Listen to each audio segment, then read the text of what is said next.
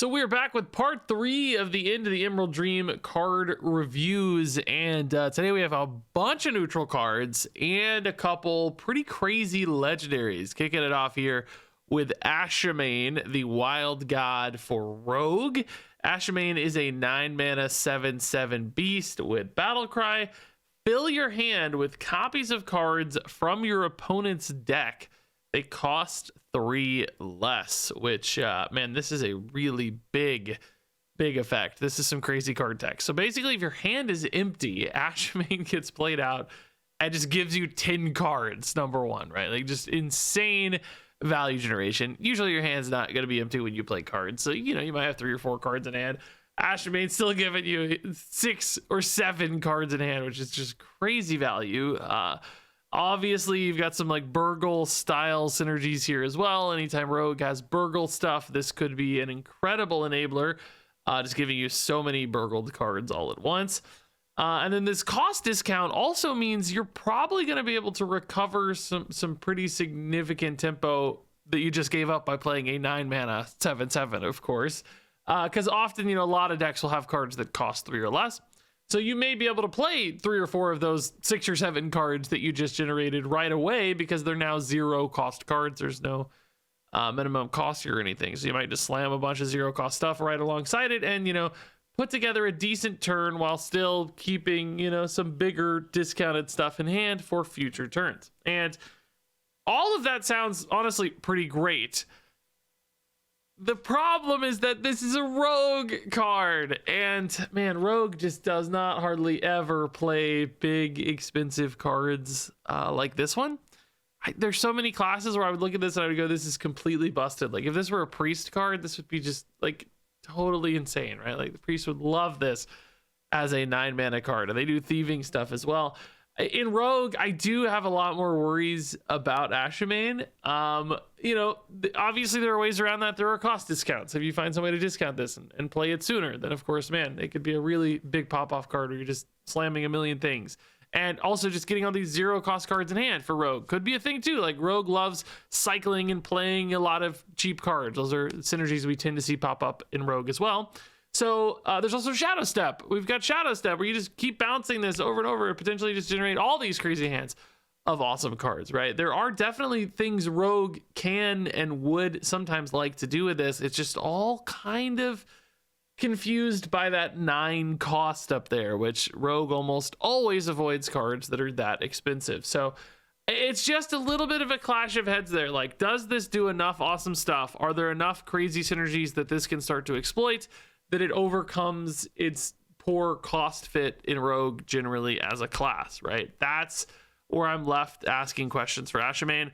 The other question, of course, is like, are the cards you get going to be worth it? If it's a super synergistic meta, you may not get the right kinds of things to help you. You know, if you get a bunch of Zerg cards from your Zerg Death Knight opponent, but you don't get Infestors or whatever, you might have problems keeping up anyway, right? So there's that side of it too. I'm a little bit less worried about that because it just gives you so many cards that you probably find cool things to do with it if your hand is sufficiently empty. But still a concern there too. So ultimately, man, like so much promise, so much potential, such a crazy effect. I just have some worries despite that because of Rogue specifically. We'll see, I guess. Ashamane has the potential to go nuts. It's just going to take a lot of work to help it get there.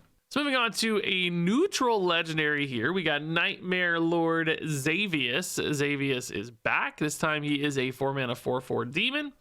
With Battle Cry, discover a minion from your deck and give it a dark gift. So this is like the big dark gift legendary. We've seen quite a few dark gift cards before.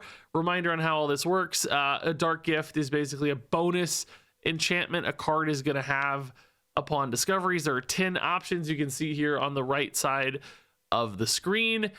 So basically each of your choices is going to get one of these 10 choices at random, which is pretty cool. I mean, they're all good, right? They're all nice bonus dark gifts. And the fact that you're just discovering something from your deck is also nice. You know, just, hey, I need to tutor out a specific minion in my deck. You know, this is a way for me to help me find that more consistently.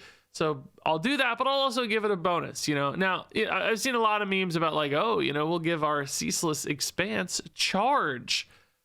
That is going to happen sometimes, but it's just not going to happen very reliably, right? Like when you see the ceaseless enchant, you're still only going to have a 1 in 10 chance that the ceaseless itself gets charged. So those moments will pop up and exist, but I don't think you'll ever be building like your Nightmare Lord XAVIUS with like specific, you know, combos of dark gifts in mind. I don't think you're going to do like Goldrin with charge either in Hunter. Again, it'll happen sometimes, but you can't build around it.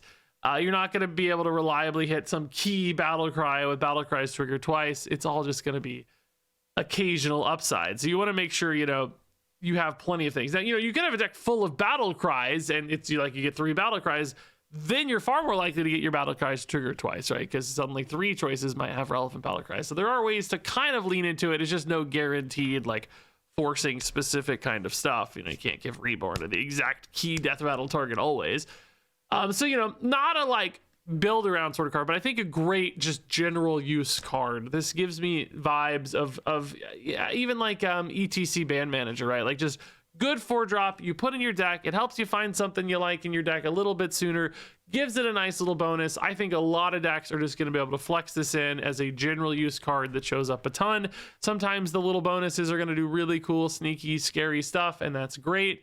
But even if they don't, you know, sometimes just +3 attack and life steal's fine because I found my awesome 5-drop on curve, or I found my awesome win condition on time. That's just going to be what this card's all about. Particularly, I think, in a 4-set meta, post-rotation, this is exactly the kind of card that sees a lot of play. So I think Nightmare Lord XAVIUS is actually really, really good and will be the kind of neutral card of the set that just about everybody runs, except maybe like hyper-aggressive or super crazy synergistic decks, but that'll still leave plenty of play for XAVIUS. Very good card. Moving on here to the Grotesque runeblade. I love the art on this for some reason. This one looks cool. It is a 2-mana 2/2 Blood Unholy Rune Death Knight weapon with Battle Cry. If the last card you played had an Unholy Rune, gain +1 attack. So if you play an Unholy card on turn 1, this has a 3/2 weapon for 2 mana. Fire War Axe. Lovers rejoice. And then also repeat for blood and +1 durability. So if your 1-drop had a blood rune, you get +1 durability. This is a 2/3 weapon. Now, of course, that means if it had both blood and unholy on your turn 1 play, then this becomes a 3/3. And it doesn't have to be turn 1, but you know, that's the easy example. This could also be, you know, I played some blood unholy card on turn 5, and then I equip my 3/3 Grotesque runeblade on turn 6, whatever it is. It's got the potential here to be a 3/3 for 2, which a 3/3 for 2 is actually a pretty great weapon. If you're hitting this reliably, which it clearly seems they've built towards this blood unholy combo here with this plan. I'm sure there's going to be more stuff to support this. It's pretty great. Like, you know, just keeping up with a lot of little 3/3s and stuff through the mid game. That seems valuable to me. This card isn't like super shiny or crazy or game winning looking, but I think this one's sort of sleeper good. I think this will probably sneak into a lot of decks that have this rune combination. Even if it's just a 3/2 weapon, sometimes gonna be fine, I think. So nothing flashy, just don't sleep on the Grotesque runeblade. Might just be that classic Fire War Axe kind of upside that's worth it. Moving on to the Nightmare Dragonkin for Demon Hunter. This is a 3-mana 4/2 dragon. Death Rattle. Reduce the cost of the rightmost card in your hand by 2, which... yeah, I'm not all that excited about this. The 4/2 body on this is kind of weird. Death Rattle makes the timing a little bit on the discount awkward. You know, like, okay, theoretically this stays behind for a turn, and maybe you can hit something as a key target with the rightmost card by playing something else first, you know, like lining it up. But I don't know, it's pretty tough. Like, yeah, there's technical outcast support here, kind of, sort of, again, but it's just really hard to time this, line it up, because your opponent's often going to be dictating that. And then your question is just like, is the generic 2 discount on a kind of random thing in hand effectively going to be worth playing just a 4/2 for turn 3? I don't think it is going to be worth it, actually. I just don't see that hitting consistently enough to feel like this is a good play. So I think, unfortunately, Nightmare Dragonkin is just a little bit clunky. Moving on to Warlock here with the Overgrown Horror. This is a 5-mana 4/6 taunt. Battlecry. Reduce the cost of minions in your hand with dark gifts by 2. So obviously we saw XAVIUS already giving some dark gifts to stuff, and we've seen other cards, little discover cards, giving dark gifts. This to me kind of teases that Warlock is probably going to get some more class specific dark gift cards. And then the idea is, you know, like you spend your first 4 turns, I guess, theoretically, discovering your dark gift cards, and then your Overgrown Horror comes out on 5, and you know, you slam a bunch of discounted stuff maybe immediately if it was 2 or less, and then, you know, it goes down to 0, or maybe set up for like a big turn 6 or something with your awesome XAVIUS card and other randomly discovered things. It's a cool idea in theory, I think. It just requires a lot of good timing and moving pieces, though. Like, you kind of have to hit all the dark gift stuff on time, and then this has to come down on 5 to feel, I think, really good. And it's like, how many do you need in hand for it to feel worth it? At least 2, probably really like 3 or 4 to feel awesome. The question is, you know, if dark gift stuff is randomly generated discover things, like, you know, random beast or whatever, and not more like XAVIUS on average, how often is it going to feel worth it to just play those on turn 5 or 6 or whatever? I think it's still sometimes going to feel like you're not really doing much, just playing random cards with slight bonuses. So ultimately, to me, I don't know, man. I feel like there's a lot of setup and a lot of inconsistency baked into this. I don't think you're going to be doing reliable enough swings after these discounts to make it worth the kind of downside of just playing a bunch of slower discover stuff. Like, oh, I played XAVIUS on 4, that's just a 4/4. Now I'm just playing a 4/6 taunt on 5. You know, like, you're sacrificing a lot along the way to get to this point, and then is it dramatic enough of a swing on board? I don't expect it to be, but, you know, keep an eye out if Warlock does get some crazy dark gift cards that generate really specific things, like generate control cards, that sort of specificity would be necessary to feel good about this card for me. Moving on to the neutral card set here. We're going to go through these a little quicker. It's sort of the neutral filler stuff. I think we're getting dumped here a little bit. First off is a bunch of dragons, like the Tormented Dreadwing. This guy does look crazy. 5 mana, 5/5 dragon. Death Rattle, draw 2 dragons and reduce their cost by 1. This feels underwhelming to me compared to some of the dragon stuff we got in Druid, which was like the 3 mana spell that draws you some dragons and reduces their cost, right? Like, this is just coming along later. It's delayed because of the Death Rattle, so if you need immediate draw, this doesn't really fix any problems. It's just kind of, you know, a dumb 5/5 body with, you know, an effect that is slow and not really better than cheaper things. I don't think the 5/5 body here feels like enough upside. This is one of those where it's like, you know, this will be in the pool for randomly generated dragons. It's going to feel totally fine sometimes when you randomly generate it off like that priest card we saw yesterday, but probably not a card that has any reason to actually be in your deck. I don't think this makes the cut. There's, to me, seemingly enough dragons that even in a dragon deck, you don't necessarily need this one. Moving on to the Petal Peddler. This one is a 2 mana 1/4 dragon. At the end of your turn, give another random friendly dragon +1/+1. Now, I do like this one a little more. This feels like it could be relevant in a more aggressive dragon build that's looking to get down early. I'm thinking about like Zarimi Priest has done this a lot with its early game dragons. This 4 health total is just sticky enough as well that you could kind of see this living for a couple turns, particularly if, you know, you've played a 1-drop dragon. Opponent is, you know, maybe not dealt with that. That 1-drop can potentially trade into anything they play, like on turn 2, potentially buying the Petal Peddler another turn. So, you know, you're getting kind of +2/+2 or more. Sometimes this could just roll off and snowball so hard that the opponent has a really hard time, particularly if it hits like a taunt minion that protects it. So this one does show notably more promise for me, and I could imagine a faster dragon deck making sense just because I know Zarimi still exists, and this leads into that actually rather nicely. So look out for a good 1-drop dragon in a given class for this to enable, or, you know, maybe some taunt dragons too that could help protect this. Moving on here to the Illusory Greenwing. This is a pretty cool card. 4 mana 4/5 taunt with Death Rattle. Shuffle 2 4/5 dragons with taunt into your deck. They're summoned when drawn. And here is that illusion you see. It is indeed a 4/5 that is summoned when drawn. And this is like just a nice big pile of stuff. You know, you get 3 4/5 taunts essentially for 4. I like that they all have taunt. You know, that does feel quite speed bumpy and annoying for opponents sometimes. The question really for this one, of course, is just how quickly are you actually drawing these illusions? Because, you know, in a regular deck that's not like cycling through a billion cards, it's going to take a while to see these reliably. You know, turn 4, you still have 20 plus cards in deck usually, and you're only getting 2. That's 10%, you know, to hit one of these dragons on the first draw. And it's like, I need pretty quick returns to feel excited about a turn 4 4/5 taunt. So I don't know, man. Like, obviously there are ways to like tutor things out of your deck, and maybe, you know, like we just saw a way to like draw some dragons. These are actually dragons, not like spells in your deck or whatever. So like, yeah, there's technically some synergies there, but I think it just feels slow. It's a cool card, very neat looking artwork, very beautiful, but I don't think a great card, unfortunately.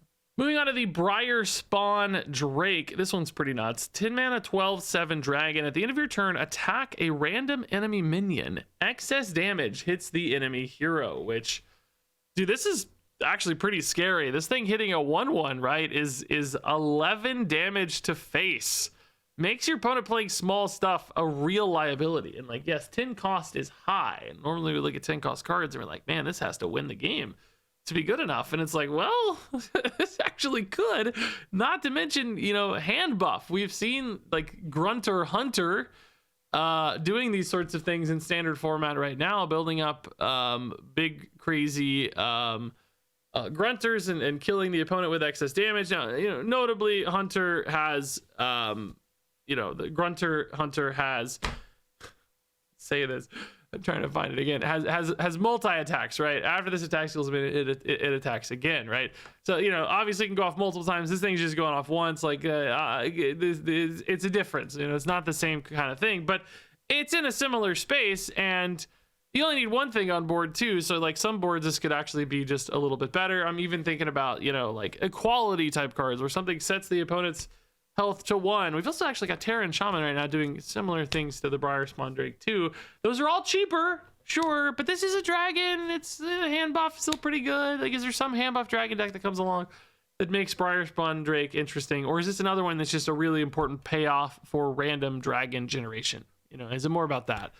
I don't know. I think this is almost good enough that it could make a deck. I actually have a little bit more faith in this, even as a 10 cost card. So I'm going to keep my eye on Briarspawn Drake, and definitely going to be worried my opponent randomly generated one of these suckers and kills me.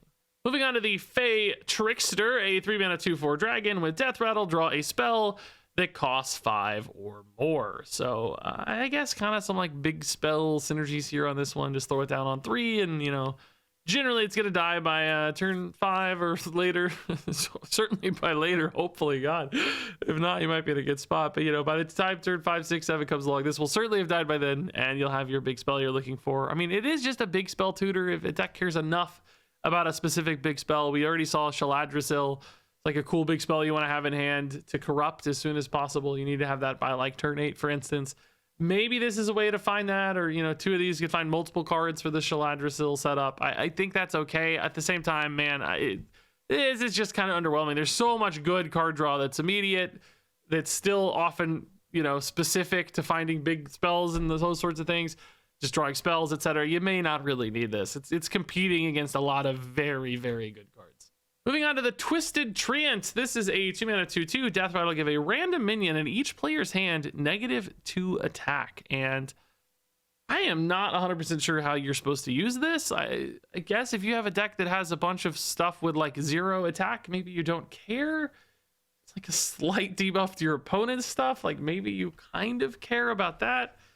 But this just looks really awkward to me. I don't know. This actually feels like a Marvel Snap card almost. Like negative power Marvel Snap's far more important and relevant than an Hearthstone. So I don't know, man. I might be missing something on this one, I'll be honest. I'm just not seeing a reason for this to exist right now. Maybe something's going to come along that gives this a reason to exist. So we are literally missing it at this stage. But for now, these numbers just seem so small, and the, you know, this symmetrical effect here seems like it's really hard for you to actually like take advantage of. So ultimately this just looks bad. All right, so moving on to another one. We got the Tranquil Treant this time. 2 mana 2/2. Death Rattle. Both players gain an empty mana crystal. So symmetrical effect once again, but I will say with this one, I think you are often gonna benefit from it a little bit more than your opponent. It's not always true, I guess. Like if they kill it for you, then you're going to benefit more, right? Because they kill it on their turn. That empty mana crystal ticks up before it's sent over to your turn. So if they kill this, and then in turn, you're going to benefit from the empty mana crystal more. Now, I will say that, but what we've seen before, there was that one card that did this on Death Rattle. It wasn't symmetrical, but it gave, you know, you an empty mana crystal. The opponent just wouldn't kill it, you know, and then they'd make you kill it off, or if you couldn't kill it off, right, you would never get the mana. So that might happen here too, where they just say, no, I'm just going to leave it. And then you're forced to kill off the Tranquil Treant. and then their opponent is going to benefit more from it. So like you trade this in, you know, they get the empty mana crystal, you hit it in turn, their mana is going to be ticked up in full, yours is not going to benefit yet. So it's like symmetrical, but kind of not, and often I guess at risk of benefiting the opponent. If they do that, you know, okay, I get to keep a 2/2 on board, maybe there's some way to leverage that extra body on board, but probably not really. It's just a 2/2, you know, it's like ramp treant token hybrid thing happening here. I don't really see either. So yeah, I think ultimately this looks rather forgettable. All right, so moving on here to the hopeful dryad. This is a 3-mana 3/3 with battle cry. Get a random dream card, which you know, the base dream cards are good. They feel a little boring now compared to the corrupted ones we saw with Shaladrazil. Those are insane. These cards are nuts. They are good, but I will say, you know, are they good with a 3-mana overhead? Like, you got to spend 3 to get one, and it's a random one too, which I think the dream cards always felt better when you got multiples of them, because, you know, you got some good choices. You know, if you need a defensive one, you know you're going to get it. If you're getting like all 5 at once from the like second iteration of Ysera we got, there's so many Yseras now I can't keep track. You know, it's definitely better if you get out, because, you know, if you just get like a two mana minion to go with your hopeful dryad, like, boy, that's gonna feel pretty disappointing, I think, in a lot of instances. This feels like kind of an arena card territory where it doesn't matter necessarily what you get, you're just happy to spend mana and be efficient, whereas in standard, I think you just need way more reliable outcomes than this one's gonna be worth. Next up, animated moonwell, a 3-mana 1/4 elemental. After you cast a spell, gain attack equal to its cost. So it's actually like kind of scary. Like, this could scale into a ton of damage. It's gain the attack, you know, so it could go off multiple times. Like, you know, you play this on 3, play a 4-cost spell, like it's a 5/4, and then you play a 5-cost spell on 5. As I read it, it goes off again, right? So suddenly it's really big and scary. It's just only got 4 health though, right? It's just never gonna live into relevance there. This actually reminds me a little bit of like Cosmic Keyboard, but like way worse, right? Like Cosmic Keyboard, you just get the full minion for the spell, and you get multiple ticks guaranteed on Cosmic Keyboard. This is only giving you an attack, and it's all, you know, baked into this 1/4 health total, which just looks like impossible to stay alive. So any sort of, you know, threat this really seems to scare you with is just completely ignored because it's so easily dealt with. Next up is the Gnawing Greenfin, a 1-mana 1/1 Murloc with battle cry. Get a random Murloc, which, you know, this is 100% if there's a solid fast Murloc deck that just needs to throw bodies, this is okay. I don't even actually think it's great in that scenario as just a 1/1. If that does not exist, the Gnawing Greenfin is just not going to be worth it for anybody. Like, just getting a random Murloc, which are usually crazy synergistic, is just not going to pay off. Even with like battle cry synergies and stuff in Shaman, I don't see this ever ultimately being worth it. So a very slim chance for this card to be good, I think. All right, so next up here is Envoy of the Glade, a new 4-mana 3/6 battle cry. Transform all neutral cards in your deck into random druid ones. And man, when I first saw this, I was like, yes, finally an answer to Incendious and Asteroids and all the annoying spam that Shaman does. I even recorded like 2 minutes of the review, but then I realized no, those aren't shuffled into the opponent's deck. So in other words, they stay in the Shaman player's deck. Envoy of the Glade does nothing against those. It does still impact cards like bombs. If we got the return of like Bomb Warrior, those are shuffled into the opponent's deck, which would then allow your Envoy of the Glade to transform them. It would be kind of a steam cleaner style thing. But anyway, we're talking about something that's so irrelevant and so unlikely, because it's even worse than Steam Cleaner, because Steam Cleaner destroyed the bombs, among other things. This transforms them into bad random druid cards, which is like, what? I don't want to draw bad druid cards. I'd almost rather draw a bomb in a lot of scenarios. So ultimately, this is not a Steam Cleaner replacement. This is, I think, a really bad card. It could have some weirdness with, like, you know, pure style decks, like where your deck has no, you know, neutral cards or whatever or something. That's still really bad. This is just making your deck so much worse so much of the time, and I don't even think it exists as like a tech card. So Envoy of the Glade just looks really bad. And then our final card here is the Bloodthistle Illusionist, a 3-mana 2/4 demon with battle cry. Summon a copy of this. One secretly dies when it takes damage, which is kind of like making a 2/4 and a 2/1. If you think about it that way, it's not exactly that, because it's not always going to be 1 point of damage that the second one absorbs. You know, if they use a 4 damage spell, they've still spent 4 damage to deal with it, or a 3/3 trades into it, right? It's kind of like a 2/3, but in essence, you can kind of think of it that way, which does look a little bit underwhelming. Now, that said, this does create a copy. This text has created problems numerous times in the past where, you know, creating a copy is scary for like big hand buff stuff, or like give things like spell damage shenanigans or something and then create copies, right? There's all kinds of weird little ways to abuse this.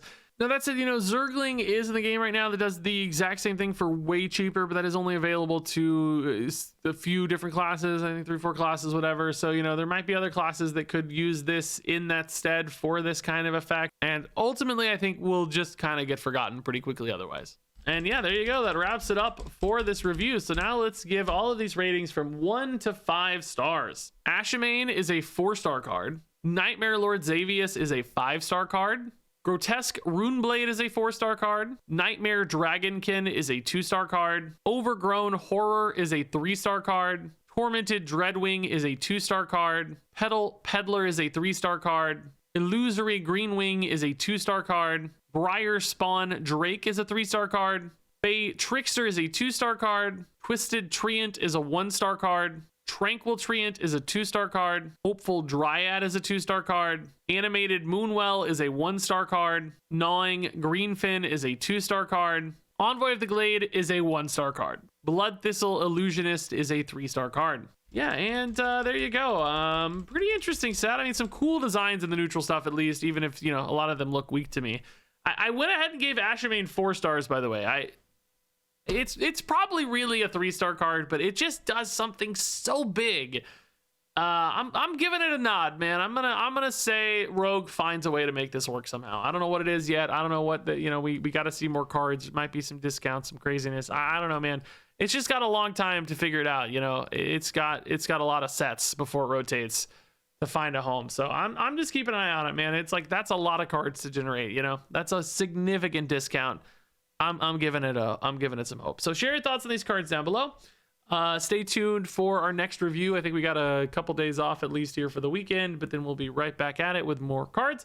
Thanks so much as always for watching, and until next time, game on.